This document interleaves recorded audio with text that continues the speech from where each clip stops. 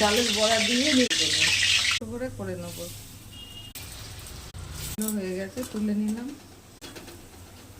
আর একটু তেল দিলাম, কাঁঠালের বীজগুলো দিয়ে দিলাম। আলু ভেজে নেবো ভালো করে। দিলাম হলুদ, দিলাম অল্প চিনি, দিলাম দিয়ে দিলাম। এটা আছে আদা, লঙ্কা, জিরে, ধনে বাটা। একটু জল দিয়ে হয়ে গেছে, জল দিয়ে দিলাম,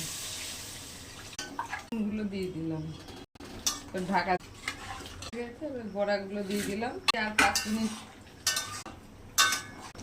হয়ে গেছে নিরামিষ তরকারিটা।